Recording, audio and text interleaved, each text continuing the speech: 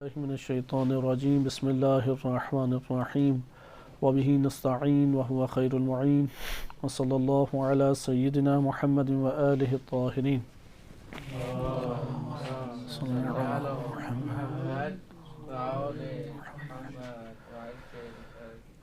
شہید مطہری رحمۃ اللہ علیہ کے افکار میں ہم نے معاشرہ شناسی اور تاریخ قرآن کی نگاہ میں اس موضوع کا انتخاب کیا، اور شہید رحمۃ اللہ علیہ کی کتاب جامع و تاریخ در قرآن اس سے اس کو ہم مطالعہ کر رہے تھے.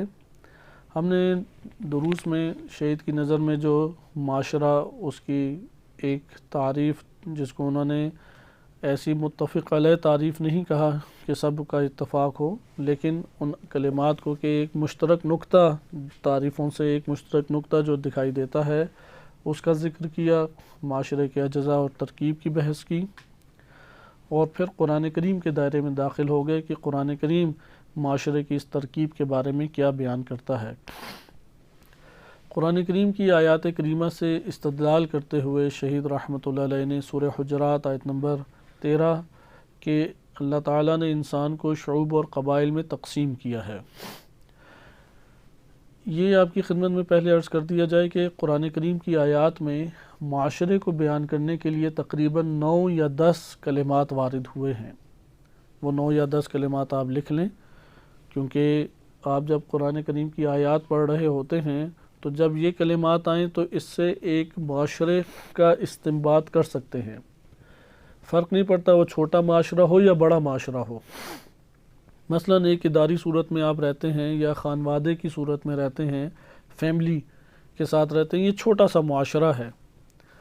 ایک دفعہ آپ محلے اور محلے سے پھر شہر اور شہر سے پھر ملک کی سطح پہ آتے ہیں تو اسی طرح وسعت پیدا کرتا چلا جاتا ہے.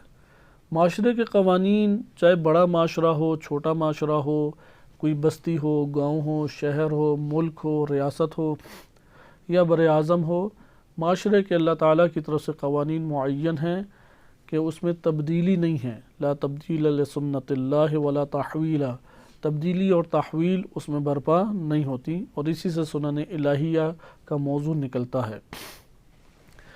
وہ 9-10 کلمات جس کو آپ کی خدمت میں ذکر کیا ہے، اور ہمارے بزرگ علماء نے بھی ان کلمات کی طرف اشارہ کیا کہ مفہوم معاشرہ، جسے فارسی میں جامع اور عربی میں مجتمع یا بیعہ کہتے ہیں، اس کا معنی اور مفہوم قرآن کریم کے الفاظ میں جب ادا کیا جاتا ہے تو وہ درج ذیل الفاظ ہیں، جیسا کہ آیت اللہ جوادی عاملی حفظہ اللہ تعالی اور دیگر بزرگان نے بھی اس طرف اشارہ کیا ہے.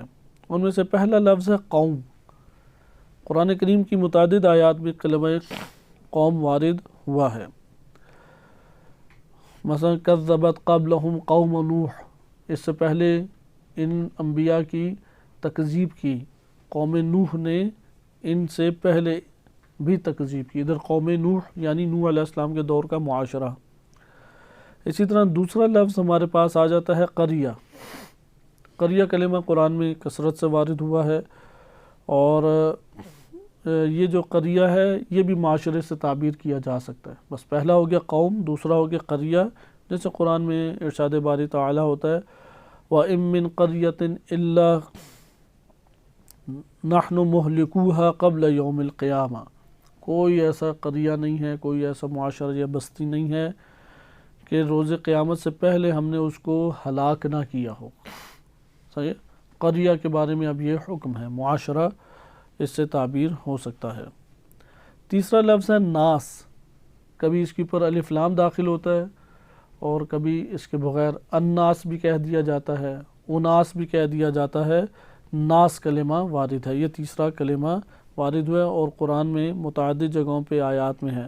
مثلا وَمِنَ النَّاسِ مَن يَقُولُ آمَنَّا بِاللَّهِ وَبِالْيَوْمِ الْآخِرِ وَمَا هُمْ بِمُؤْمِنِينَ، لوگوں میں کچھ ایسے بھی ہیں جو کہتے ہیں ہم اللہ پر ایمان لائے اور روز قیامت پر ایمان لائے، اور وہ مومنین میں سے نہیں ہیں. اب جب کلمہ ناس آئے تو اس سے آپ یہ سمجھ لیں کہ ایک معاشرے سے خطاب ہے، ایک معاشرے کا تذکرہ ہے. اسی طریقے سے چوتھا لفظ ہے ملت. ملت کے بارے میں جیسے ملت ابراہیم حنیفہ، قرآن کی آیات میں ملت کا لفظ آیا ہے. پانچواں لفظ ہمارے پاس اس اعتبار سے آ جاتا ہے امت. کلمہ امت قرآن میں متعدد جگہوں پر آیا ہے اور مثبت منفی دونوں استعمالات اس کے وارد ہوئے ہیں. امت کے معنی ہمارے پاس متعدد وارد ہوئے ہیں، ایک معنی کو ہم معین اس میں نہیں کر سکتے. بہرحال امت بے معنی معاشرہ بھی آتا ہے، یا امت ایک ایسا گروہ کہ جو ایک الہی گروہ ہے. اسی طرح ایک کلمہ عشیرہ وارد ہوا ہے، کلمہ عشیرہ، اور ایک کلمہ شعوب وارد ہوا ہے اور ایک کلمہ قبائل وارد ہوا ہے. بس پانچواں چھٹا ہمارے پاس آ گیا عشیرہ کلمہ. جیسے قرآن کریم میں اس کے حوالے سے آیات بھی موجود ہیں. عشیرے کا اطلاق کس کے اوپر ہوتا ہے یہ ایک الگ بحث ہے. جیسے قرآن میں آیت ہے کہ وَأَنذِرْ عَشِيرَتَكَ الْأَقْرَبِينَ، عشیرہ کلمہ وارد ہوا ہے. ساتواں لفظ ہے شعوب، آٹھواں لفظ ہے قبائل، اور 10واں لفظ ہے طائفہ. اور 9واں لفظ ہے طائفہ. 8واں لفظ قبائل اور 9واں لفظ ہے طائفہ. یہ قرآن کریم میں کلمات ہیں کہ جو بیان کرتے ہیں کس چیز کو بیان کر رہے ہیں، کہ یہ معاشرے کو بیان کرنے والے الفاظ ہیں، یا ان الفاظ کے ذریعے سے جس معنی کو ذکر کیا جاتا ہے در حقیقت اسی کو ہم معاشرے سے تعبیر کر رہے ہیں. شہید رحمۃ اللہ علیہ نے ترکیب کی صورتیں بتائی ہیں، اور یہ پہلے بیان کیا کہ معاشرہ اجزاء سے مل کر بنتا ہے. آج کی ہماری در حقیقت یہی بحث ہے، اور خلاصت کے طور پہ ذکر کرنے کی کوشش ہوگی، اور پھر شہید نے آیات اور روایات سے ایک نوع استدلال قائم کیا ہے. 4 ہم پڑھ چکے ہیں ترکیب کی قسمیں، کیونکہ بالآخر معاشرہ فرد ایک سے زائد ہو تو معاشرہ بنتا ہے، ایک فرد کے اوپر تو معاشرہ نہیں ہے. ایک سے زائد فرد ہو تو معاشرہ جنم لیتا ہے. اچھا، اس طرف بھی ایک توجہ آپ کی دلائی جائے، کیونکہ یہ جو ذیلی ہیں بحثیں یہ جدید بحثیں ہیں، آج کے دور میں پھر قرآن سے استفادہ کرتے ہوئے کتب میں ذکر کی گئی. ممکن ہے کہ شہید رحمۃ اللہ علیہ کی کتاب کے اندر اس طرح سے یہ نو الفاظ کا تذکرہ نہ آئے. ہم یہ بھی کہہ سکتے ہیں جو معاشرے تشکیل پاتے ہیں، مثلا شہید رحمۃ اللہ علیہ نے پہلے یہ بیان کیا کہ ترکیب ہمیشہ اجزاء سے ہوتی ہے. جز ہے تو ترکیب ہے، جز نہیں ہے، اجزاء نہیں ہے تو ترکیب بھی نہیں ہے. اب معاشرے کے اجزاء ہوں گے یا نہیں؟ معاشرہ ایک ایسی شے ہے جو بسیط نہیں ہے کہ اس کے اجزاء ہی نہ ہو اور معاشرہ ہو جائے. لہذا شہید رحمۃ اللہ علیہ نے کہا کہ معاشرہ اجزاء رکھتا ہے، یعنی اور وہ اجزاء کا نام بھی افراد ہے، فرد اور افراد اس کے اجزاء ہیں. ان اجزاء سے مرکب ہو کے معاشرہ بنتا ہے. جیسے پانی ہے، وہ ہائیڈروجن اور آکسیجن سے مل کے بنتا ہے. اب یہ اجزاء ہیں اس کے، اور پھر پانی کی شکل ہمارے سامنے آتی ہے. اب یہ جو ترکیب تھی کتنی قسم کی تھی؟ ایک ترکیب اعتباری تھی، ایک ترکیب انضمامی تھی، ایک ترکیب صناعی تھی، اور ایک ترکیب اتحادی تھی. ترکیب اتحادی ادھر ملاحظہ کریں، شہید چاروں تراکیب کے قائل نہیں ہیں. انہوں نے ترکیب حقیقی کا تصور پیش کیا. شہید رحمۃ اللہ علیہ نے اپنے استاد بزرگوار سید محمد حسین طباطبائی رحمۃ اللہ علیہ کی اتباع میں ترکیب حقیقی کا تصور پیش کیا. ان 4 ترکیبوں میں 2 ترکیبیں کچھ اہمیت کی حامل ہیں. ایک ہے ترکیب اعتباری، اس سے مراد یہ ہے کہ حقیقت میں معاشرہ کوئی مرکب شے نہیں ہے، ہم اسے اعتبار کرتے ہیں کہ یہ ایک مرکب شے ہے. مثلا بکریوں کا گلا لے لیں، یا باغ کے اندر درخت لے لیں، ہمیں وہ سارے اپنی جدا جدا زندگی بسر کر رہے ہیں. ہر درخت دوسرے درخت سے جدا ہے، اس کی اپنی زندگی کا انحصار جڑوں پر اور اس زمین سے استفادے کے اوپر ہے. ایک درخت دوسرے درخت کے اوپر ظاہری طور پہ اثر انداز نہیں ہو رہا. اسی طرح یہ غلہ ہے جو بھیڑ بکریوں کا ہوتا ہے، اس میں ہر بکری اپنے حصے کا چارہ کھاتی ہے اور اپنے ہی غم و دنیا اور ہم و غم میں مصروف رہتی ہیں. اس کو ہم اعتبار کرتے ہیں کہ یہ ایک غلہ ہے، ہم اعتبار کرتے ہیں یہ ایک باغ ہے، ہم اعتبار کرتے ہیں یہ ایک لشکر ہے. درست ہے، وإلا ہر سپاہی ایک دوسرے سے جدا ہے، کوئی اس کا دوسرے سے تعلق نہیں ہے۔ اسے کہتے ہیں اعتباری، یعنی اگر ہمارے فرض سے ہٹ کر دیکھا جائے تو بس فرد ہے، کوئی معاشرہ نہیں ہے۔ ہم نے فرض کیا ہے کہ یہ ایک اعتبار کیا ہے کہ یہ ایک گروہ ہے، اگر ہم اپنا فرض ہٹا دیں جو عقلاء نے فرض کیا ہے تو پیچھے کوئی حقیقت موجود نہیں ہے۔ اس اعتبار کے کوئی فوائد اور کچھ اثرات ہیں، یعنی فوائد اور اثرات تو بہت زیادہ، اس اعتبار کے بھی کافی فوائد ہم حاصل کرتے ہیں۔ مثلا ایک جگہ پہ ہم ایک صف میں کھڑے کر دیتے ہیں افراد کو اور کہتے ہیں کہ یہ جو ہم نے اعتبار کیا ہے افراد کے اندر اس گروہ کو، جو ہم نے حد بندی کی ہے، ہم یہ والی عنایات یا عطیات انہی کو بس دیں گے۔ اب اس اعتبار کا فائدہ ہوا یا نہیں کہ معین ہو گیا، آپ کے عطیات ان تک پہنچ گئے۔ اسی طریقے سے قومیں اس وقت بنی ہوئی ہیں اور ویزے کا سلسلہ چل رہا ہے، کرنسی چل رہی ہے، لوگوں میں نظم پیدا کیا جا سکتا ہے، قوانین لاگو کیے جا سکتے ہیں۔ اعتبار کا اپنا ایک نتیجہ ہے، لیکن اس کا ایک نتیجہ یہ نکلتا ہے کہ معاشرہ بے نام جداگانہ ایک وجود یہ کوئی موجود نہیں ہے اس اعتبار کے نظریے کے تحت۔ اس کے مد مقابل آ جائیں ترکیب اتحادی میں۔ ترکیب اتحادی کے یہ فلسفہ اسلامی سے نظریات اخذ کیے گئے ہیں کہ اس میں جنس اور فصل سے مل کے نوع بنتی ہے، اور یہ جو نوع ہے اس میں جنس اور فصل انسان کے وجود میں جداگانہ طور پہ کوئی عنصر دکھائی نہیں دیتا، وہ ایسا دونوں میں اتحاد ہوتا ہے کہ ایک نوع انسان مثلا جنم لے لیتی ہے حیوان ناطق سے، یا اس کی سائنسی مثال دی جائے تو اس میں اجزاء ہیں، لیکن یہ اجزاء ایک قسم کے اس میں ضم ہو گئے ہیں، اپنا وجود کھو بیٹھے ہیں، وہ آپ کو نظر نہیں آئیں گے۔ اجزاء ایک دوسرے سے مرکب ہوئے، لیکن اس طرح سے مرکب ہوئے کہ دونوں نے ایک دوسرے کے اثرات اور جدائی اور خصوصیات کو کھو دیا اور ایک نئی شے کو وجود دے دیا۔ مثلا ہائیڈروجن اور آکسیجن، اب ان دونوں کوئی ترکیب سے پانی بنا ہے، آپ کو پانی میں ہائیڈروجن نظر آئے گی؟ نہیں۔ آکسیجن نظر آئے گی؟ نہیں۔ اسے کہتے ہیں ترکیب اتحادی۔ بعض اس بات کے قائل ہیں کہ معاشرہ افراد سے مل کے بنتا ہے، اور یہ افراد ایک دوسرے کی زندگی کے ساتھ اس طرح سے ایک کی زندگی دوسرے کی زندگی میں ضم ہو گئی ہے، یا ایک کے اثرات دوسرے کی زندگی کے اثرات میں اس طرح سے ضم ہو گئے ہیں کہ انہوں نے اپنا گویا کہ وجود کھو دیا ہے، اور ایک نیا وجود، جس طرح پانی وجود میں آ رہا تھا اس طرح ایک نیا وجود بے نام معاشرہ وجود میں آ گیا ہے۔ درست ہے، بے نام معاشرہ وجود میں آ گیا ہے۔ یہ ترکیب اتحادی کہلائے گا۔ ترکیب اتحادی کے نتیجے میں ادھر ایک سوال آپ سے کیا جاتا ہے، اور اسی کے اوپر شہید نے بحث کی ہے جو آج ہم نے پڑھنی ہے۔ نظریے جو ہم نے پیچھے ترکیب اعتباری پڑھی، اس میں حقیقت کون رکھتا ہے، معاشرہ یا فرد؟ فرد اس میں حقیقت رکھتا ہے، معاشرہ تو ہم نے ایک اعتبار کیا ہے، اگر ہم اعتبار نہ کریں تو معاشرے کا کوئی تحقق ہوگا، کوئی اس کا وجود تحقق اور اثر نہیں ہے۔ لیکن جو ہم ترکیب اتحادی پڑھ رہے ہیں اس میں حقیقت معاشرہ رکھتا ہے یا فرد؟ فرد کیا پھر اس میں ہے، فرد جو ہے وہ اپنا اثر کھو بیٹھا ہے، صحیح ہے؟ جیسے آکسیجن اور ہائیڈروجن سے مل کے پانی بن گیا، جب پانی بن گیا تو ہائیڈروجن اور آکسیجن نظر آئے گی۔ اب ادھر کوئی ہائیڈروجن کا خیال رکھنا شروع کر دے تو اس کا کوئی فائدہ ہے، یا کوئی آکسیجن کا خیال رکھنا شروع کر دے اس کا کوئی فائدہ ہے؟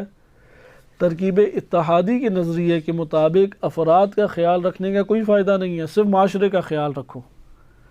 افراد ہائیڈروجن اور آکسیجن میں کوئی اپنے طور پہ ارادہ یا اثر یا اختیار رکھ رہا ہے جداگانہ طور پہ؟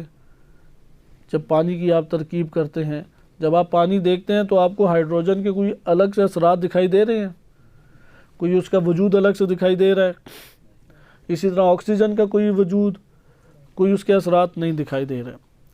اس کا نتیجہ یہ نکلتا ہے، اگر ہم کہیں کہ معاشرے کے اجزاء کے درمیان ترکیب اتحادی پائی جاتی ہے تو اس کا نتیجہ یہ نکلے گا ایک فرد وہ نہ اختیار رکھتا ہے، نہ ارادہ کر سکتا ہے، اور نہ ہی اس کی کوئی خواہشات اور مرضی ہو سکتی ہے۔ تینوں اس سے لے لیں گے، چھین لیں گے ہم۔ اگر معاشرہ کے سامنے وہ اپنا ارادہ چلانے کی کوشش کریں، اسے قوت سے دبا دیں گے۔ معاشرے کے سامنے اگر وہ کوئی ارادہ کرنا چاہے، قوت سے دبا دیں گے۔ اگر وہ اپنی کوئی خواہش کا اظہار کر دے، قوت سے دبا دیں گے، کہیں گے تمہاری حیثیت ہی نہیں ہے، تم نے تو اپنے وجود کو فنا کر کے تم نے ایک نیا وجود بے نام معاشرہ جنم دے دیا، اس لیے اب تمہاری کوئی قیمت اور حیثیت نہیں ہے۔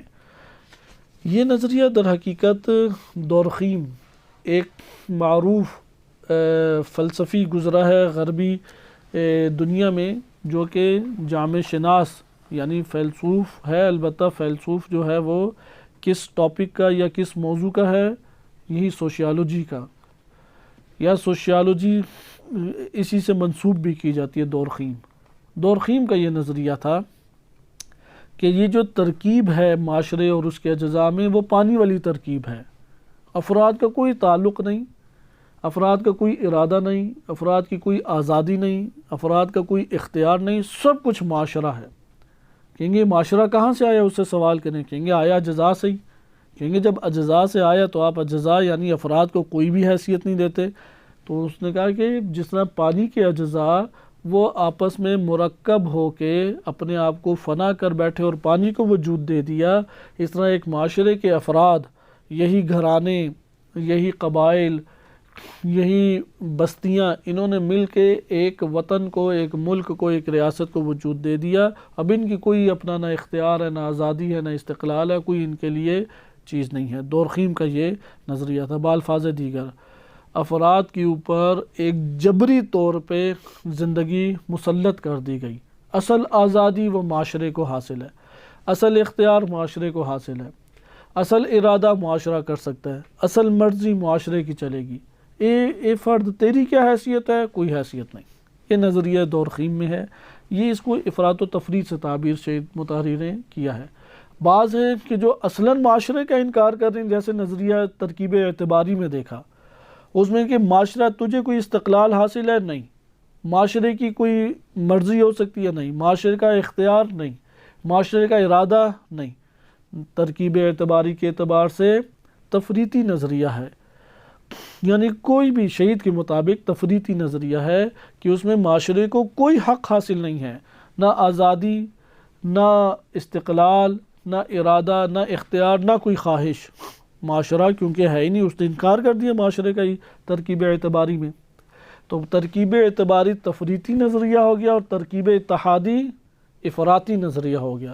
افراد یعنی حد سے کراس کر جانا، تفریط یعنی جو حق بنتا ہے وہ بھی نہ دینا۔ افراد کہتے ہیں اتنا حق دے دیا کہ حد سے تجاوز کر گیا، تفریط اسے حق سے ہی بیچارے کو دور کر دیا اور حق ہی اس سے چھین لیا، حق سے اسے کنارہ کش کر دیا۔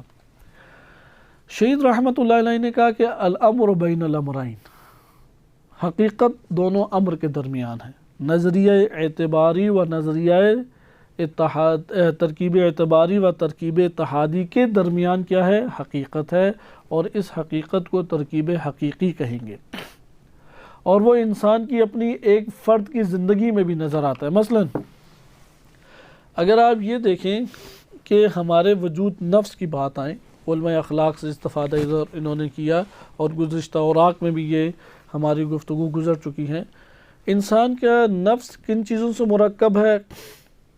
ہم پڑھتے ہیں 4 چیزوں سے مرکب ہے۔ پہلی چیز کیا ہے؟ یعنی ہم سب کا نفس اپنی اپنی زندگی کے اوپر آپ تنہائی میں جا کے غور کریں تو 4 عناصر ہیں ہمارے نفس کے، نفس انسانی۔ اس میں سر، ہاتھ، پاؤں، بازو، دل، گردہ، جگر یہ نہیں ہے، یہ جسم کے خواص ہیں۔ ایک ہے جسم کا جس نفس کے ساتھ تعلق قائم ہے، کیونکہ ہم مرکب ہے نا، ایک جسم اور روح سے، یا جسم اور نفس سے مرکب ہے۔ آپ نفس کو دیکھیں، نفس کس سے بنتا ہے؟ نفس کا پہلا عنصر کیا ہے؟ عقل۔ دوسرا نفس کا جز یا پارٹ یا عنصر کیا ہے؟ شہوت۔ شہوت جو انسان کے بدن کی ضروریات اور اس کے آرام کے اوپر ابھارتی ہے کہ تم کھا لو، اب سو جاؤ، اب پھر آؤ، اب ٹائم ضائع کر دو، لذتوں کے اوپر اور آرام۔ شہوت کا مطلب ہی ہے یہ 2 کام، آرام اور لذت۔ ان کے اوپر ابھارتی ہے، کیونکہ اگر شہوت ایکٹیو نہ ہوتی تو کھانا ہی نہ کوئی کھاتا، شہوت نہ ہوتی نیند کی تو سوتا کون، اگر محفل جمانے کی شہوت نہ ہوتی تو دوستیاں کون رچاتا اور کون ادھر ادھر پھرنے جاتا۔ تو شہوت اللہ تعالیٰ نے ان چیزوں کی انسانی نفس کے عناصر میں رکھ دی ہے۔ آپ اٹھا کے باہر پھینک دیں نفس سے تو پھر نفس نہیں رہے گا، کیونکہ نفس بنا ہی مرکب ہی ان چیزوں سے۔ تیسری چیز ہے غضب، غصہ، وہ عناصر میں انسان کے ہے، وَإِلَّا وہ فرشتہ بن جائے گا۔ اگر شہوت اور غضب نکال دیں تو پھر تو فرشتہ ہے، اس کی ماہیت اور حقیقت ہی انسان کی نفس کی تبدیل ہو جائے گی۔ یعنی کوئی آپ ایسا فرد، معصوم یہ نہیں ہوتا کہ جس میں یہ چیزیں نہ ہوں، معصوم وہ ہوتا ہے کہ جس نے اس کو حد اعتدال اور عدالت کے دائرے سے باہر نہ جانے دیا ہو، نہ کہ معصوم وہ ہوتا ہے کہ جس میں یہ اصلاً عناصر ہی نہیں ہیں، اشتہا بھی نہیں ہے، غضب بھی نہیں ہے، اور اسی طریقے سے تدبیر ان امور کی کرنے کے لیے کوئی عنصر اس کے پاس موجود نہیں ہے۔ نہیں، یہ سارے کے سارے عناصر ہوتے ہیں۔ یا قرآن کی واضح آیت بھی ہے کہ شیطان جب ان میں القاء کرنا چاہتا ہے تو اللہ تعالیٰ اس کو نکال دیتا ہے، یعنی الطاف الہیہ اس نبی کے اوپر، معصوم کے اوپر طاری ہوتے ہیں۔ وَإِلَّا نفس بشر ہونے کے اعتبار سے ترکیب ایک رکھتا ہے، لیکن کمال کے اعتبار سے زمین آسمان کا فرق رکھتا ہے۔ کوئی حیوانیت کی دلدل میں پھنس گیا اور اس کی گڑھوں میں گر گیا، ظلمتوں میں گر گیا، اور کوئی کمال کی اس قدر بلندی پہ پہنچا کہ قاب قوسین او ادنیٰ کہلایا، جیسے نبی صلی اللہ علیہ وسلم کی ہستی ہے، اس قدر کمال پہ کہ قاب قوسین او ادنیٰ کی تعبیر قرآن نے استعمال کی۔ یقیناً اس کا مادی مطلب لیں تو وہ باطل ہے، اور اس کا وجودی مطلب لیں تو وہ درست ہے۔ یعنی اللہ تعالیٰ نے اپنے بعد اگر کوئی ایسی ہستی کہ جو اللہ کی مثل تمام کی تمام، یعنی مثل اللہ کی ہے نہیں، یعنی جس کے پاس توانائی ہو سکتی تھی کہ وہ حاصل کر لے جو کچھ اللہ تعالیٰ عطا کرنا چاہتا ہے، اس کے بعد گنجائش اس کے لیے ختم ہو جائے، تو وہ نبی صلی اللہ علیہ وسلم کی ذات ہے۔ اللہ کی مثل نہیں ہے، اللہ کی لیس کمثلہ شیء، لا ند لہ ولا حد لہ ولا ماہیت لہ ولا حقیقت، یعنی لا جوہر ولا عرض، ماہیت کے معنی میں جو حقیقت ہے۔ وجود باری تعالیٰ ہے، ذات باری تعالیٰ ہے، شیء کہہ سکتے ہیں اللہ سبحانہ و تعالیٰ کو، لیکن منزہ کرنا پڑے گا، جدا کرنا پڑے گا۔ تو یہ عناصر جو آپ کی خدمت میں بیان کی جا رہے ہیں، نفس اسی سے تشکیل پاتا ہے۔ کوئی کہے کہ یار غضب نکال کے میں عنصر ہی باہر پھینک دوں تو پھر وہ انسان نہیں رہے گا، وہ شہوت اندر سے نکال کے اٹھا کے باہر پھینک دے وہ تو انسانیت سے ختم ہو جائے گی اس میں۔ اس لیے راہبانیت اسلام کے مقابلے میں دین قرار دیا گیا۔ تو خلاصہ کلام، انسانی نفس کس سے مرکب ہوتا ہے، اس مثال کو سمجھیں گے تو شہید معاشرے کو جو سمجھانا چاہتے ہیں وہ ہمارے سمجھ میں آسانی سے آ جائے گا، اس لیے آپ کی خدمت میں یہ نقطہ ذکر کیا جا رہا ہے۔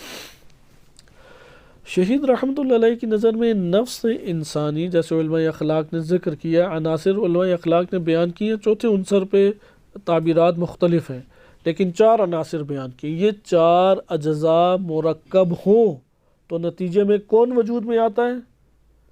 نفس انسانی۔ جیسے ہائیڈروجن اور آکسیجن آپس میں مرکب ہوں تو کیا وجود میں آتا ہے؟ پانی۔ یہ 4 عناصر آپس میں مخلوط ہو کے ایک دوسرے سے جڑ جائیں تو اس کے نتیجے میں کیا شے وجود میں آتی ہے؟ نفس انسانی۔ پہلا ہے عقل، دوسرا ہے شہوت یا اشتہا، تیسرا ہے غضب، چوتھا ہے شیطنت۔ ادھر تعبیرات بعض مختلف بھی ہیں۔ شیطنت یا خیال آپ کہہ لیں، خیال سے بھی ممکن ہے کہ تعبیر آپ کر لیں، یا کوئی اور آپ وہم قرار دے دیں۔ مختلف تعبیرات علماء اخلاق کی تعبیرات ان کے کلمات میں آئی ہیں۔ یہ 4 عناصر اگر مل جائیں تو کیا بنتا ہے؟ انسان۔ اس اعتبار سے اب تنہائی میں کبھی جا کے غور و فکر کریں، میں ایسا ہی ہوں یا اس کے علاوہ کچھ اور ہوں میں۔ اچھا اب آئیں دیکھیں، اگر شہوت، غضب، شیطنت، یہ 3 عناصر کوئی ہٹا دے، صرف عقل رہنے دیں، وہ انسان کہلائے گا؟ کیا بن جائے گا؟ فرشتہ۔ کوئی عقل ہٹا دے تو پھر کیا بن جائے گا؟ حیوان۔ حیوانوں میں بھی کوئی غضب بالفرض اس کی مقدار کم کر دے تو اشتہا بڑھ جائے گی، صحیح ہے، کیونکہ عقل تو ہے نہیں ان کے پاس، اس لیے یہ بلی، گدھا، گھوڑا، ریچھ، ان سے کوئی کارٹونوں میں عقل دکھا سکتے ہیں، وَإِلَّا عقل نہیں ہے۔ اور وہ جو ہماری زبان دیکھنے میں بعض اوقات لگتا ہے کہ بڑے تعلیم یافتہ طریقے سے گھر بناتے ہیں، اور مثلا انسانوں کی لائن اگر آپ بنا دیں اور اس میں جھگڑا نہ ہو اور وہ سیدھے کھڑے ہو جائیں تو آپ جانتے ہیں کہ کتنے مہینے انہیں سیدھا کھڑا کرنے میں لگتا ہے، لیکن چونٹی وہ ہزاروں کی تعداد میں بھی ہو، آپ کو ان کے ہجوم میں بے نظمی نہیں نظر آئے گی، ترتیب سے خوبصورت طریقے سے وہ موجود ہوتے ہیں۔ تو یہ تعلیم اللہ نے ان کے اندر ایک قسم کی رکھ دی ہے، وہ کوئی عقل سے انہوں نے حاصل نہیں کی۔ مثلا اگر مچھلی نے بچہ دینا ہے اور مار مائی مچھلی بلندی کی طرف جا کے بچہ دے کے آتی ہے تو اس نے کوئی پہلے پریکٹس نہیں کی اور جگہ ساری دنیا پھر پھرا کے آئی اور اس کے بعد کہا کہ یہ سب سے بہترین جگہ ہے، ایسا نہیں ہے۔ وہ اللہ نے فیڈ کیا اس کے پورے جسے کہتے ہیں پروگرامنگ کر دینا اس کے وجود میں۔ عقل سے عاری ہیں وہ لوگ، عقل کا استعمال نہیں ہے، اسی لیے ان کو گھمانا پھرانا آسان ہے۔ مثلا بھینس ہے، اسے پتہ ہے کہ بچہ میرا ہے، اب اس کے احساسات، جذبات، یعنی وہ اندر مطمئن ہو تو پھر دودھ دیتی ہے، مطمئن نہ ہو تو دودھ نہیں دیتی۔ تو بھینس کو پھر انسان بڑے طریقے سے بیوقوف بنا لیتا ہے، اس کا بچہ مر جائے تو وہ کالی شکل کر کے چیز کھڑی کر دیتی ہے، بھینس کو اسی طرح دکھائی دے رہا ہوتا ہے یہ میرا بچہ ہے۔ تو اسی طرح سے اب شیر ہے جنگل کا بادشاہ، اسے سرکس کا بادشاہ انسان بنا لیتا ہے، کیونکہ جان لیتا ہے اس کے اندر فیڈ یہ ہوا ہوا ہے تو ہم اسے بڑے طریقے سے قابو کر لیں گے۔ اور کوئی درندہ لے آئیں، مگرمچھ ہیں وہ لوگوں نے اب گھروں میں رکھے ہوتے ہیں تو اسے بھی قابو کر لیتا ہے۔ کوئی ایسا درندہ موجود نہیں ہے کہ انسان نے اس کے اندر پروگرامات کو پڑھ کے اپنے قابو نہ کیا ہو۔ جیسے یہ شہد کی مکھیاں ہیں، ان کو بھی بڑے طریقے سے قابو کیا ہے۔ اب شہد کی مکھی ہے وہ مختلف جگہوں سے لیتی ہے، رس لیتی ہے یا اجزاء لیتی ہے اور پھر شہد بنتا ہے۔ تو شہد ہوتا میٹھا ہے، اب ہر جگہ تو اتنا قدرتی ماحول نہیں مہیا ہو سکتا نا، قدرتی پودے اگے، خوبصورت رنگا رنگ کے پودے ہوں اور پھل ہوں اور درخت ہوں، چن چن کے شہد کی مکھی جائے اور سب سے اجزاء لے کے شہد بنا دے اور پھر مٹھاس حاصل کرے۔ آج کے دور میں انسان نے جب پڑھ لیا تو بڑی تیزی دکھائی، اس نے خود میٹھی چیزیں آس پاس رکھ دی، انگور ٹائپ کی، سیب ٹائپ کی۔ اب وہ شہد کی مکھی جاتی ہے، انہیں چوس کے آتی ہے اور پھر شہد بن جاتا ہے۔ اب وہ شہد پھر مارکیٹ میں اصلی شہد کہہ کے بکتا ہے۔ تو وہ اصلی ویسا ہی ہے کہ آپ پانی کے اندر کوئی چیز گھول دیں یا مکھی کے پیٹ سے نکال کے چیز لے آئیں، کیونکہ کھائی تو اس نے وہی نقلی چیزیں جو آپ نے رکھی ہیں۔ تو انسان اس طرح قابو کر لیتا ہے۔ انہی اجزاء کے اوپر سے پھر حیوانوں کی قسمیں بنتی ہیں۔ یہ 4 اجزاء میں ایک ایک ہٹاتے جائیں، انسان ختم ہو جائے گا۔ غضب، شہوت، شیطنت ہٹا دیں تو پھر عقل باقی رہ جائے، فرشتہ ہے۔ عقل کو ہٹا دیں تو پھر حیوان ہے، پھر حیوانوں میں بھی اوپر نیچے۔ غضب کو کم کر دیں، شہوت اوپر آ جائے، اسے کہتے ہیں خنزیر۔ اور علماء نے بیان بھی کی ہے کہ جس کے اندر شہوتیں زیادہ ہوں، یعنی کھاتا خوب ہے، سوتا خوب ہے اور گپ شپ خوب لگاتا ہے، پھرتا پھراتا خوب ہے، بقیہ ساری چیزیں نیچے ہی ہیں، عقل بھی نیچے ہے اور غضب بھی نیچے ہی ہے، تو یہ اس کا نفس مثل خنزیر ہے، کوئی رہتا ہی حالت غضب میں ہے، جب اسے چھیڑو تو اوپر ٹوٹ پڑتا ہے، تھوڑی سی بات آ جائے تو غضبناک ہو جاتا ہے، تھوڑا مسئلہ آ جائے تو پھر غصہ دکھانے شروع ہو جاتا ہے، عقل اس کے اندر دکھائی نہیں دیتی۔ شہوت کا بھی کوئی خاص شوقین نہیں ہے، ٹھیک ہے جو کھانا مل جائے صحیح ہے یار، نیند کا بھی کوئی خاص شوقین نہیں ہے۔ تو غضب کو کتے سے تشبیہ دی ہے علماء اخلاق نے، اس سے یہ والی جنس جنم لے لیتی ہے۔ اسی طرح شیطنت ہے کہ اس کا کام کیا ہے، وہ صرف تصورات پھینکتی ہے، جسے خیال سے بھی تعبیر کر دیتے ہیں، وہم سے بھی تعبیر کر دیتے ہیں۔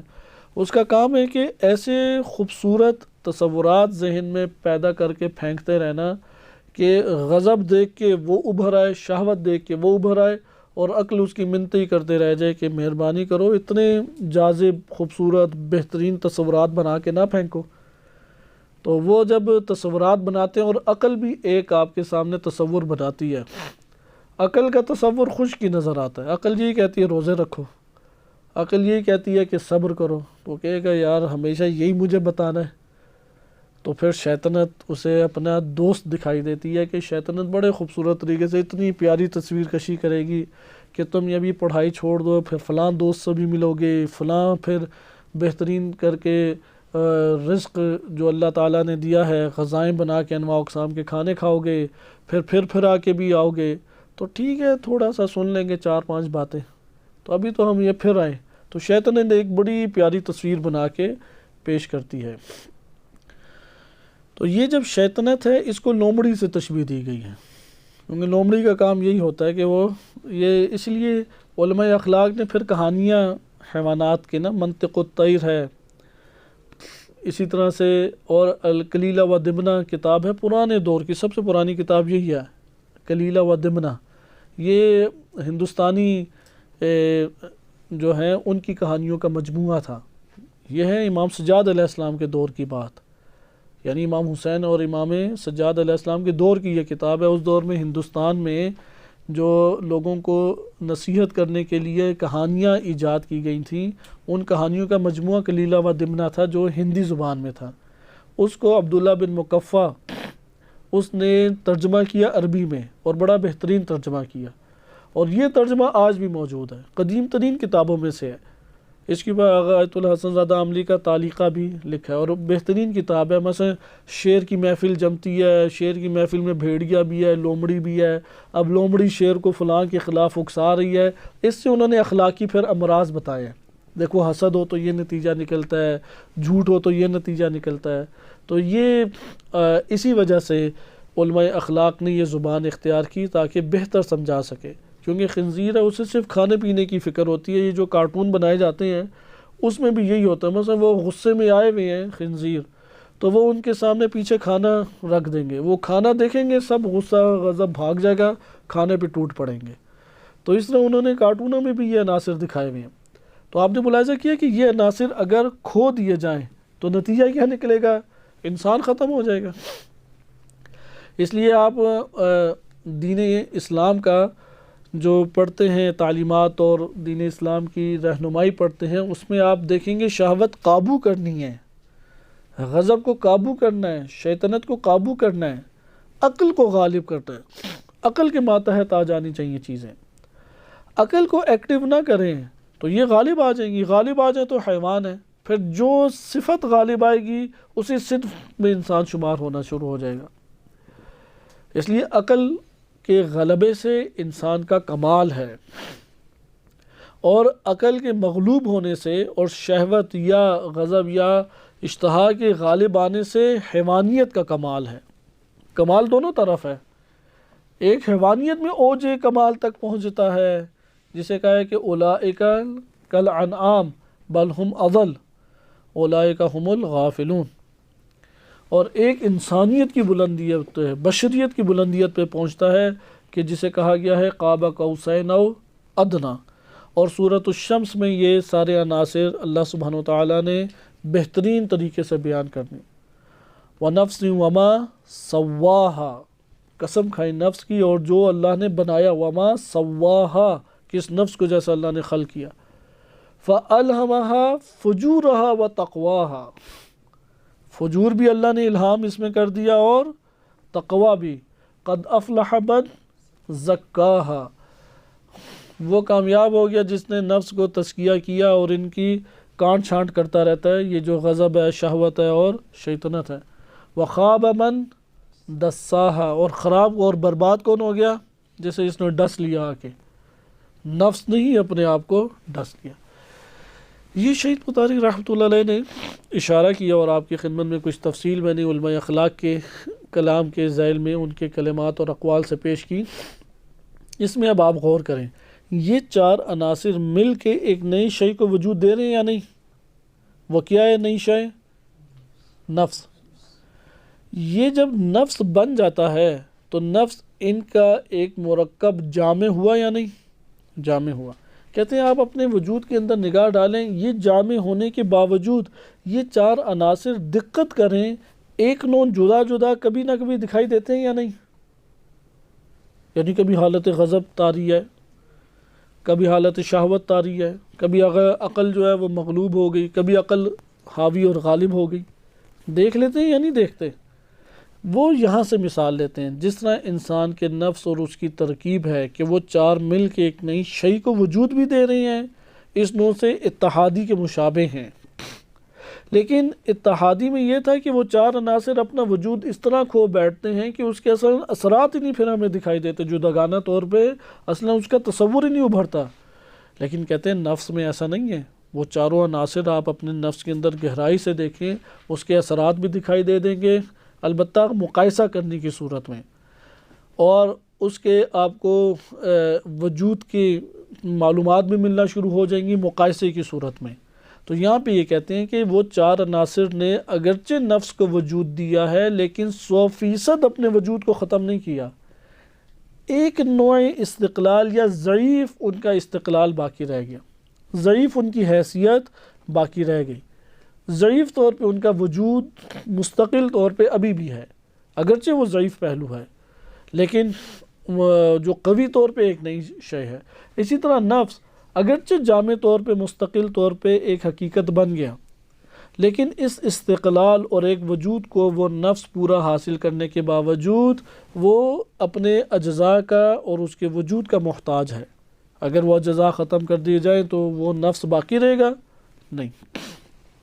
لہٰذا وہ کہتے ہیں انسانی معاشرہ بھی اسی طرح ہے کہ یہ افراد آپس میں مل کے ترکیب سے ایک معاشرے کو جنم دیتے ہیں۔ جب یہ معاشرہ اس سے جنم پا لیتا ہے تو اس کا یہ مطلب نہیں ہے کہ افراد نے کاملاً استقلال کھو دیا، ایسی بات نہیں ہے، بلکہ وہ جو افراد ہیں انہوں نے ایک نوع استقلال باقی رکھا، اگرچہ وہ ضعیف ہی کیوں نہ ہو، اگرچہ مقایسے کی صورت میں کیوں نہ آ رہا ہو، لیکن ایک نوع ضعیف استقلال اور ایک نوع ان کو وجود پھر بھی اپنا باقی ہے انفرادی طور پہ۔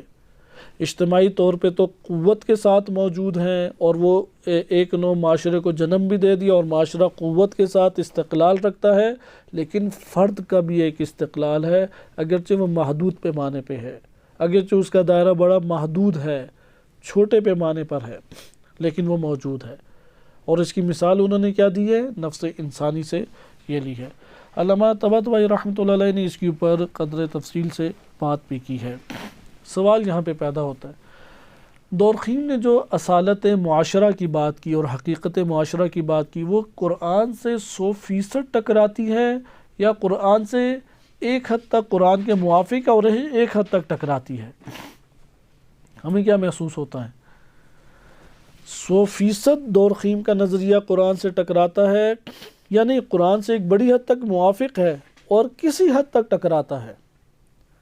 تو ہم یہاں پہ کیا نظریہ پیش کریں گے کہ قرآن سے موافق ہے دورخیم کا نظریہ، اصالت معاشرہ کا قرآن قائل ہے، حقیقت معاشرے کا قرآن قائل ہے شہید رحمۃ اللہ علیہ کی زبان میں، لیکن فرد کا جو اس نے انکار کیا ہے، فرد سے جو اختیار چھینا ہے، فرد سے جو آزادی چھینی ہے، فرد سے جو اس کی خواہشیں اور تمنائیں چھینی ہیں، اس کا قرآن کریم انکار کرتا ہے۔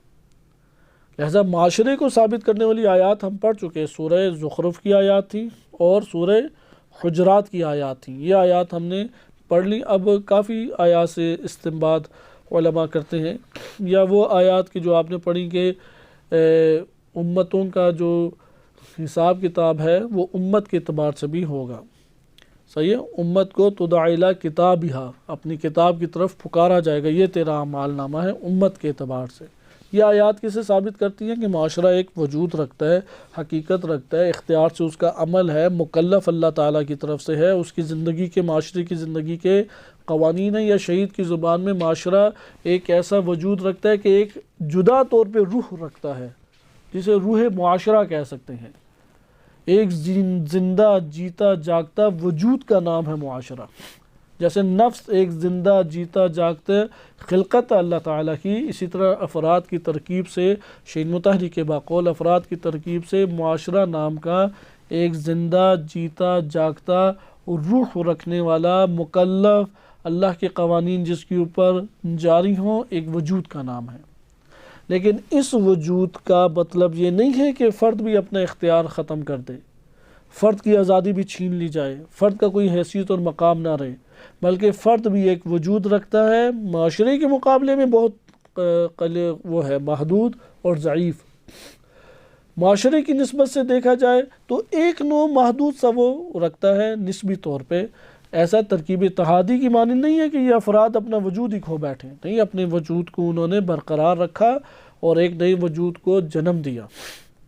اس طور پہ انسان دو وجود کا حامل بن جاتا ہے، ایک اجتماعی وجود اور ایک انفرادی وجود۔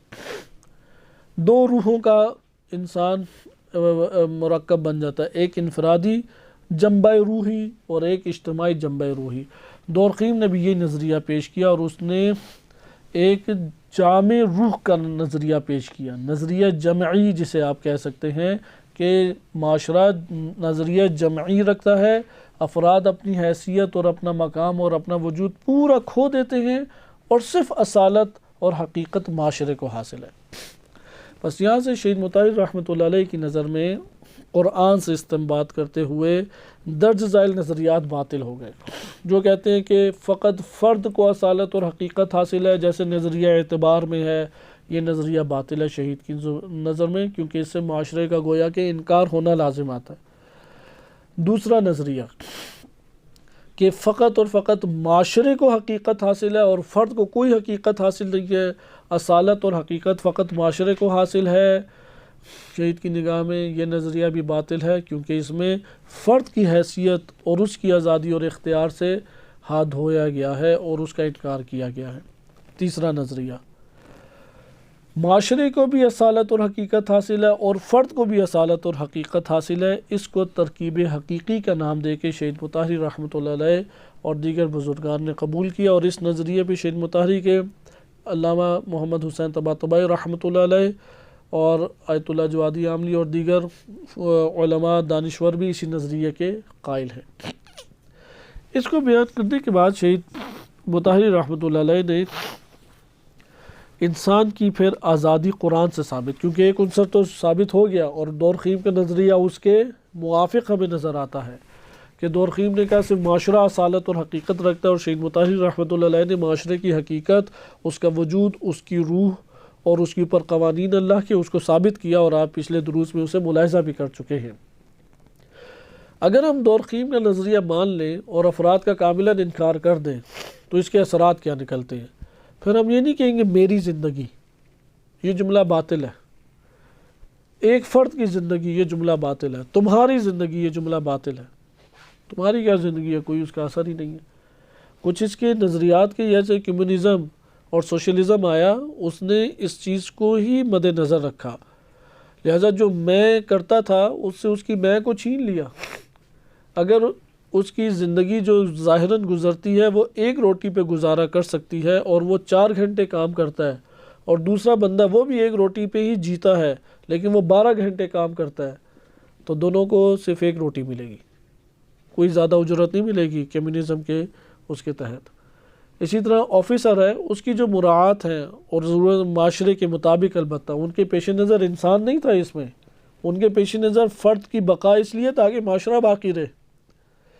تو وہاں پہ اگر ایک فرد ہے، معاشرے کو چلانے کے لیے اسے چیزیں چاہیے اور دوسرے کو بھی اتنی ہی چیزیں چاہیے، تو وہاں پہ دونوں کا، اب مثلاً ایک آفیسر ہے، اس کو معاشرے کی خدمت انجام دینے کے لیے ایک بڑا کمرہ چاہیے، اس میں فرنیچر چاہیے، اس میں سامان چاہیے، کمپیوٹر چاہیے، 2-4 خادم چاہیے، یہ سب چیزیں مل جائیں گی۔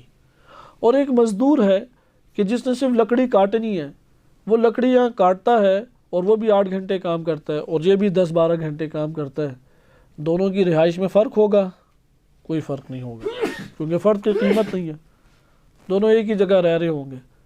وہ ذمہ داری معاشرے کے لیے انجام دے رہا ہے، اس کی اپنی کوئی چیز نہیں ہے۔ مالیت بھی اسی طرح ہے۔ ایک فرد کو جینے کے لیے اگر ایک چھوٹا سا کوارٹر چاہیے اور ایک بندہ صدر بن گیا ہے، اس کو بھی جینے کے لیے ایک بستری بس چاہیے، تو کیا وہ زمینوں کا مالک بنے گا؟ زمینوں کا مالک نہیں بنے گا، کوئی ملکیت کسی کے نہیں ہے، صرف ریاست کی ملکیت ہے، گورنمنٹ کی ملکیت ہے، معاشرے کی ملکیت ہے۔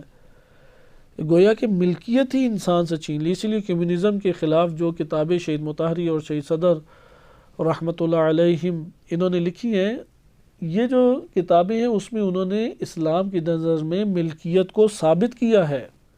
حتیٰ کہ کمیونزم کا جو افلاطون نے نظریہ پیش کیا ہے وہ بچوں کو بھی لے لیتے تھے. اگرچہ بچہ ماں سے پیدا ہوا ہے لیکن ماں بچے کی فکر کرے گی تو معاشرے کے لیے کام نہیں کرے گی. مثلا نرس ہے تو صحیح طرح نرس کی جاب نہیں کرے گی، یا فلاں کھیتوں میں کام کریے ادھر صحیح کام نہیں کر پائے گی. تو بچہ پیدا ہوتے ساتھ اٹھا کے وہ لے جاتے تھے، الگ سے جگہ بنائیں اور اس جگہ پہ بچہ پلے گا. اس نے نظریات کی حد تک بس یہ بات بیان کی، عملی طور پہ یہ عمل نہیں ہو سکا اور اس کو پھر مدینہ فاضلہ کے نام سے ایک ذکر کیا گیا. لیکن ابھی آپ دیکھ رہے ہیں کہ ان چیزوں کے اثرات پھر نیچے کتنے مرتب ہوتے ہیں. یعنی آپ مالک نہیں کسی زمین کے پراپرٹی کے بن سکتے، آپ جتنا بھی کام کر لیں آپ کو اتنی تنخواہ یا اتنی سہولیات ملیں گی جس سے آپ کی زندگی بسر ہو سکے، فرق کوئی اس میں نہیں پڑتا. اور یہ کمیونزم کا نظریہ ہے. اس کے مقابلے میں جاگیردارانہ نظام کہلاتا ہے. جاگیردارانہ نظام ہے سب چیزیں اپنی ملکیت بنا لو، حتیٰ بندے خریدنے شروع کر دو، بندوں کو غلام بنا لو. جیسے آج کے دور میں غلامی کے طریقے بدل گئے ہیں، پہلے ایک غلام خریدا جاتا تھا اور اب قوموں کو خریدا جاتا ہے. جیسے نا نواز شریف صاحب آئیں گے یا کوئی اور سیاستدان آئے گا کہ میں بجلی ادھر آپ لوگوں کو دے دوں گا تو گاؤں والے خوش ہو جاتے ہیں. پھر دیکھتے ہیں کھمبے بھی لگ گئے، ٹرانسفارمر بھی لگ گئے، تاریں بھی لگ گئی لیکن تاروں میں کرنٹ نہیں آیا. وہ کہتے ہیں کرنٹ تب آئے گا پہلے ووٹ دو، ووٹ دو گے تو ادھر کرنٹ بھی آ جائے گا. تو یہاں پہ اس نے پورے گاؤں کو ووٹوں کے اوپر خرید لیا. ووٹ دو بجلی لو. کہتے ہیں روٹی کپڑا مکان زرداری اور یہ پیپلز پارٹی شور مچاتی ہے. وہ کہتی ہے کہ روٹی کپڑا مکان لیکن تابع داری چاہیے. ووٹ ہمیں دے دو، سر تسلیم خم کر لو، کوئی مذہب نہیں، کوئی اسلام نہیں. اور ایم کیو ایم کا یہی ہوتا تھا. وہاں پہ شیعہ کو مار دیتا تھا اگر وہ ان کے بھائی کو کوئی کچھ کہہ دیتا. وہ اسے مختلف الطاف حسین جو کہ انتہائی پسترین انسان، کہ شاید ہی روئے زمین پہ اتنا پسترین انسان ہو، اور غدار وطن، اس کے اوپر شیعہ لڑتے تھے کراچی میں. تو لب آپس میں الجھ جاتے تھے کہ الطاف حسین کو کچھ کہہ دیتے تھے، حالانکہ وہ کراچی میں نہیں بیٹھے ہوئے کہ بھائی کو کچھ نہیں کہنا جی.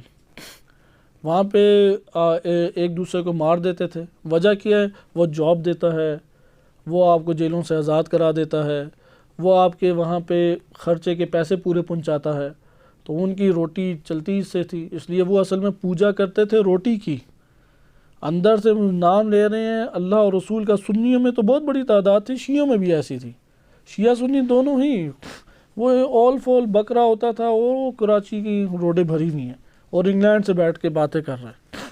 یہ تو ابھی بہرحال ان کا نیچے سے جڑ ہی کاٹ دی. یہ جو چند ہوئے ہیں جسے آپ کہیں فوج کے اٹیک، ان کے اوپر آپریشن ہوئے ہیں، ان آپریشنوں میں ان کی بالکل ہی اندر سے اس کو جڑ سے اکھاڑ دیا. اب وہ بھتہ کیسے لیتے تھے کہ جائیں گے مارکیٹ میں، کہیں گے کہ دے دو پیسے، وہ کہے گا نہیں ہے، گولی مار دیں گے، سوال نہیں کریں گے کوئی اور. یہ عام ادھر روٹین تھی. تو وہاں پہ وہ پھر پیسے لے کے چلے جاتے. وہ آپ کے دراز کھول دیں گے، دراز میں کم پیسے ہیں، پھر پستول رکھ لے، وہ کہے گا نکالو. یہاں تک کہ انہیں جتنے مطلوب ہیں وہ دینے ہی ہوں گے آپ کو. آپ اس سے الجھیں گے یا ادھر کوئی زور آزمائی کر کے بٹھا دیا، پھر گھر نہیں پہنچ پائیں گے. 4-5 بندے رکھے ہوئے ہیں جنہوں نے پکڑ کے انہیں 4-5 لگا دی تو پھر آپ اگلی شام تک زندہ نہیں ہیں. تو یہ ایک عام ادھر روٹین تھی، بدماشی کا انہوں نے ماحول بنایا ہوا تھا. ادھر آپ نے یہ ملاحظہ کیا کہ یہ جو صورتحال ہمارے سامنے آتی ہیں، اس صورتحال کے اندر ہمیں معاشرے کو پہچاننے کی ضرورت ہے. اور غلام بنائے جاتے تھے، پہلے بھی غلام بنائے جاتے تھے، آج بھی قوموں کو غلام بنایا جاتا ہے. اسی سے معاشرے کی قسمیں بعض ہمارے علماء نے ذکر کی، جیسے آیت اللہ جوادی عاملہ نے معاشرے کی قسمیں بیان کی ہیں. ایک معاشرہ جسے کہتے ہیں مدینہ فاضلہ. مدینہ فاضلہ یہ تھا کہ یہ جو 4 عناصر آپ کے سامنے بیان کیے ہیں اس میں عقل کو غالب کر دیں، بقیہ سارے مغلوب ہو جائیں. اب یہ کیسے ہوگا؟ وہ فلسفی بیٹھ کے سوچے گا. دیکھو شہوت کب ابھرتی ہے؟ جب اسے پورا بدنی آرام مل جائے، اسے آرام ہی نہ آنے دو. شہوت کب ابھرتی ہے؟ جب اس کے بچے ہو جائیں، بچے ہی نہ ہونے دو۔ شہوت کب ابھرتی ہے؟ کہ جب وہ اپنی جنسی غریزوں کو دبائے رکھے ایک مدت، تو وہ آپ اس کو دبانے کا موقع ہی نہ دیں۔ اس لیے افلاطون نے نظریہ پیش کیا، بہرحال جو کتابوں میں موجود ہے، حقیقی طور پہ افلاطون کے نظریات ہے یا نہیں واللہ عالم، جو سیاست کے موضوع پہ کتابیں لکھی گئیں اور یورپ میں چھپتی ہیں، ترجمہ ہوئی، عربی فارسی ہر جگہ یہ پڑھائی جاتی ہیں، انہوں نے 7 سال کے بچے کو جنسی تعلیم دینا شروع کر دی تاکہ وہ اندر حیا کا احساس نہ کرے، اور حیا کا احساس کرنے کی وجہ سے عجیب و غریب حرکات نہ کرے، بلکہ اپنی حد کی ایک شہوت پوری کرے اور جائے۔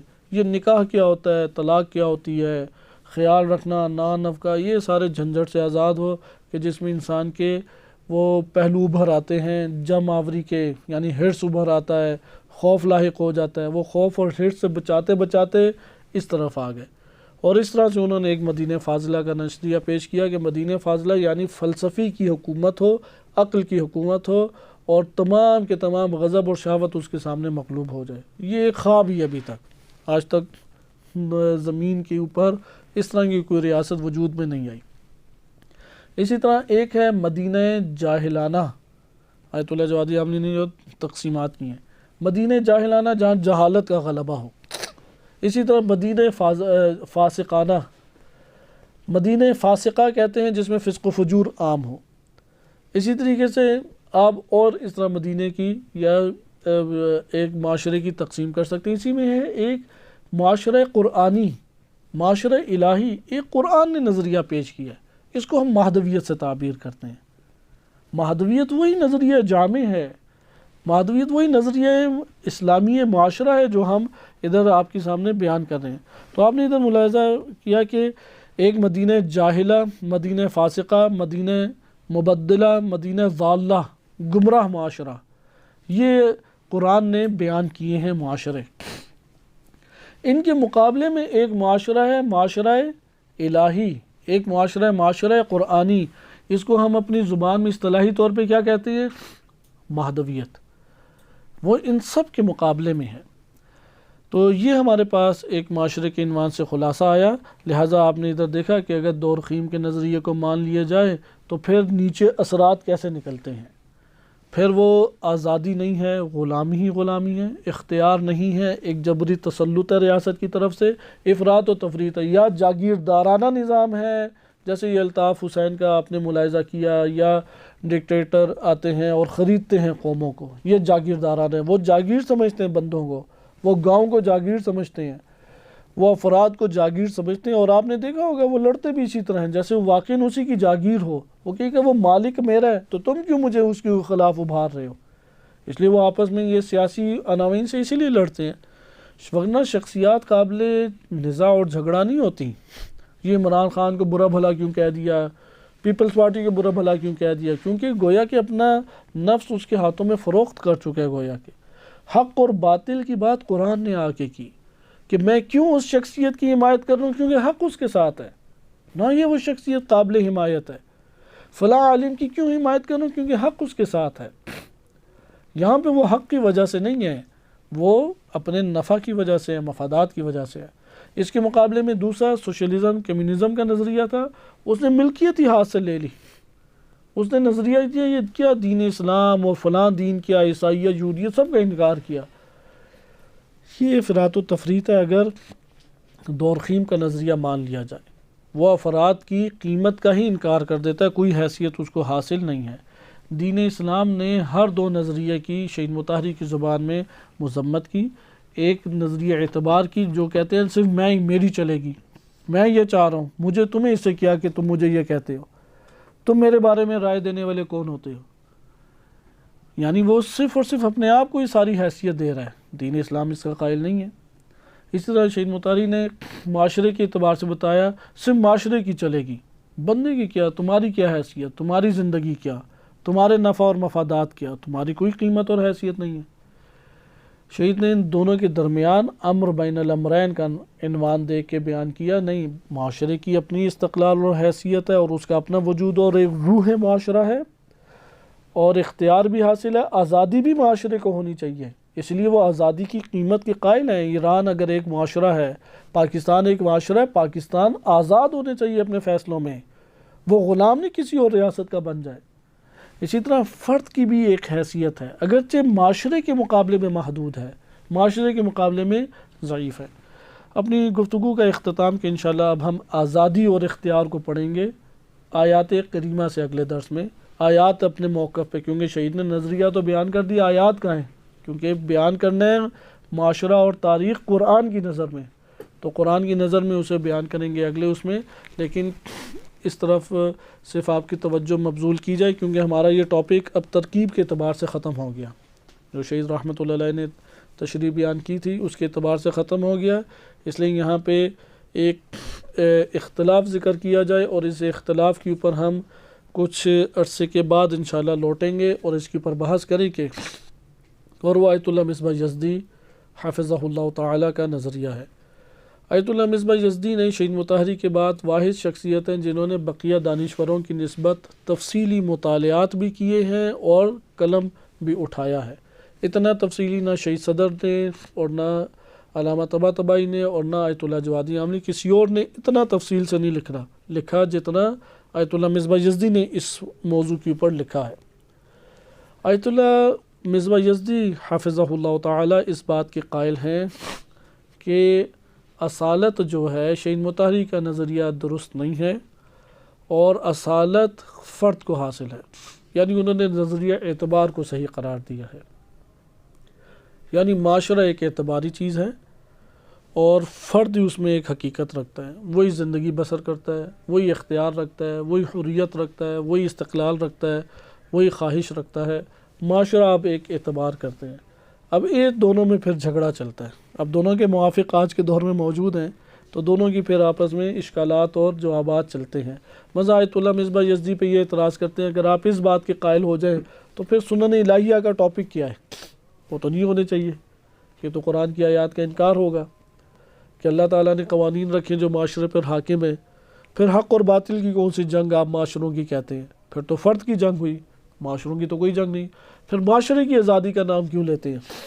پھر ایران، پاکستان، عالم اسلام، فلسطین، ان کے نام کیوں لیتے ہیں؟ پھر کہیں فرد آزاد ہونا چاہیے، بس فلسطینی آزاد ہو، وہ جائے اپنی نماز پڑھے، اپنا کاروبار کرے، اپنی جاب کرے، حلال کمائے، اس سے کیا غرض ہے؟ حکومت اوپر کون سی ہے؟ اس کے جواب میں پھر وہ کہتے نہیں اعتبار کے اعتباری مانیں تب بھی یہ ساری چیزیں آتی ہیں۔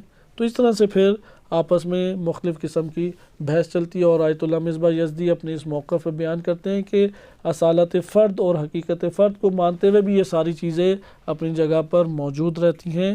اور پھر دوسرا آغا مصباح یزدی نے یہ ایک استدلال سے بات بیان کی ہے کہ شہید مطہری نے جتنی آیات اپنے موقف کے اوپر لائے ہیں وہ آیات ان کے موقف کو ثابت نہیں کرتی، کیونکہ اگر شہید مطہری کا موقف قرآنی آیات ثابت کرتی ہوں تو پھر تو آغا مصباح یزدی کی بات درست نہ ہوئی۔ اس لیے انہوں نے سب سے پہلے یہی کہا کہ یہ جو آیات شہید مطہری نے پیش کی ہیں، سورہ حجرات، سورہ زخرف، یا انشاءاللہ اگلے درس میں جو ہم فرد کے استقلال اور آزادی اختیار پہ پڑھیں گے، یہ ساری شہید مطہری کے موقف کو ثابت نہیں کرتی، یہ سب آیات میرے موقف یعنی اصالت فرد کو ثابت کر رہی ہے۔ تو انشاءاللہ اس کو ہم ادامہ آگے کے درس میں دیں گے، اور صلی اللہ علیہ سیدنا محمد و آلہ الطاہرین۔